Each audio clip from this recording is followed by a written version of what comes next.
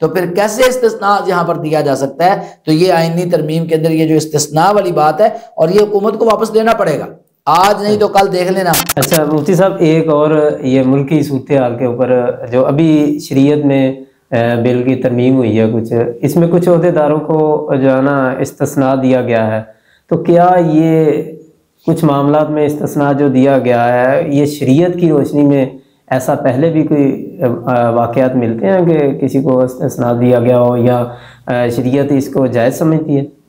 عبد المنان بھائی، بات یہ ہے کہ یہ جو 27ویں ترمیم پاس ہوئی ہے، جی، حکومت کو پتہ نہیں کیا جلدی تھی، کیا مسئلہ تھا، کیا معاملہ تھا، تو بہرحال انہوں نے اپنی ایک کوشش کی اور اس کے اندر کچھ چیزیں ایسی آئی ہیں جو قابل اعتراض ہیں، جو شریعت کے ساتھ ٹکرا رہی ہیں۔ اور ان میں سے ایک چیز جس کا آپ نے ذکر کیا وہ یہی ہے کہ کسی بھی عہدیدار کو جو ہے تا حیات کسی بھی چیز سے مستثنیٰ قرار دے دینا، استثناء دے دینا کہ ان پہ مقدمہ نہیں دائر ہو سکتا، ان کا احتساب نہیں ہو سکتا، ان سے پوچھا نہیں جا سکتا، یہ بالکل درست نہیں ہے، شریعت کے خلاف ہے، جائز نہیں ہے، یہ حرام ہے۔ اور سچی بات یہ ہے کہ میں یہ سمجھتا ہوں کہ حکومت کو بھی اللہ سے توبہ کرنی چاہیے، حکمرانوں کو بھی اور عوام کو بھی توبہ کرنی چاہیے، جنہوں نے ووٹ دیے ہیں اور جن کے ووٹوں سے الیکٹ ہو کر وہ یہ سارے کام کر رہے ہیں، ہمیں بھی اللہ تعالیٰ سے توبہ کرنی چاہیے۔ دیکھیں، اللہ کے رسول صلی اللہ علیہ وسلم سے زیادہ، آپ کے خاندان سے زیادہ، اہل بیت سے زیادہ، صحابہ کرام رضوان اللہ اجمعین سے زیادہ بھی کوئی مقدس ہستی ہے کہ ہم ان کو استثناء دے دیں؟ اب اللہ کے رسول صلی اللہ علیہ وسلم کے پاس کیس آتا ہے، فاطمہ نامی ایک عورت چوری کر لیتی ہے، اور لوگ رسول اللہ صلی اللہ علیہ وسلم کے سامنے بطور سفارشی رسول اللہ صلی اللہ علیہ وسلم کے منہ بولے بیٹے زید رضی اللہ عنہ کے بیٹے اسامہ کو بھیج دیتے ہیں، وہ آپ کے منہ بولے پوتے ہیں۔ اسامہ بن زید کے ساتھ آپ ایسی محبت کرتے تھے جیسے حسن اور حسین رضی اللہ عنہ سے کرتے تھے، تو اب اسامہ بن زید رضی اللہ عنہ آ کے سفارش کر دیتے ہیں، بچے تھے، تو رسول اللہ صلی اللہ علیہ وسلم نے کہا اسامہ اللہ کی حدود میں سفارش، لو کانت فاطمہ بنت محمد سرقت لقطعت یدها، اگر محمد رسول اللہ صلی اللہ علیہ وسلم کی بیٹی فاطمہ بھی چوری کرتی تو میں اس کے بھی ہاتھ کاٹ دیتا، ان کو بھی استثناء، اہل بیت کو استثناء حاصل نہیں ہے۔ تو یہ ہم کون ہو سکتا ہے کوئی کہے جی فلاں کو استثناء دے دیں، فلاں کو استثناء دے دیں، اور پھر اوپر سے وہ کہتے ہیں نا کہ جب انسان کو جرم کرتا ہے نا پھر اس پہ دلیلیں دیتے ہیں نا، جی، تو عذر گناہ بدتر از گناہ۔ اب عذر کیا پیش کیا جا رہا ہے؟ وہ جی ہم نے کہا جی اگر صدر صاحب کوئی سیاسی عہدہ نہیں لیں گے، خاموشی سے زندگی گزاریں گے تو پھر استثناء حاصل ہوگا، اگر وہ سیاست کرتے ہیں، الیکشن لڑ کے وزیر اعظم سلیکٹ ہو جاتے ہیں یا ایم این اے بن جاتے ہیں یا کوئی سیاسی عہدہ لے لیتے ہیں تو پھر یہ استثناء ختم ہو جائے گا۔ دیکھیں یہ تو عذر گناہ بدتر از گناہ ہے۔ اگر وہ نہیں الیکشن لڑتے، اگر کوئی اور سیاسی عہدہ نہیں قبول کرتے تو کیا پھر یہ جائز ہوگا شریعت کے اندر؟ پھر بھی حرام ہے، شریعت کے اندر جائز نہیں ہے، بالکل جائز نہیں ہے کسی کو اس طرح کا استثناء دینا۔ شریعت تو احتساب کا حکم دیتی ہے۔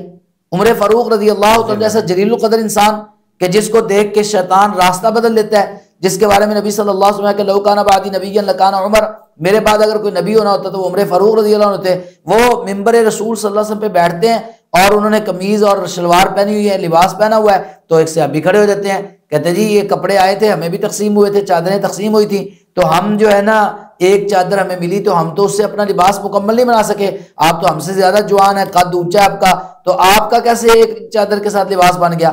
اب وہ عمر فاروق رضی اللہ عنہ جیسا جلیل القدر انسان اور پھر جری اور بہادر انسان اور ایسا طاقتور انسان کہ جس کے سامنے کسی کو بولنے کی جرت نہیں ہوتی تھی، وہ اب دیکھ رہے ہیں اور احتساب ہو رہا ہے۔ ایک عام مسلمان پوچھ رہا ہے جی آپ نے یہ سوٹ کیسے بنایا ایک چادر کے ساتھ؟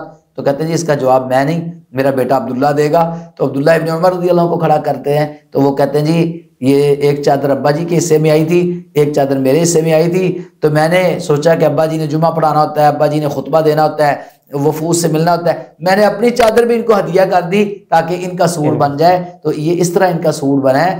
وہ انہوں نے تو نہیں کہا کہ میں خلیفۃ المسلمین ہوں، تم کون ہو تو پوچھنے والے، مجھے تو استثناء حاصل ہے۔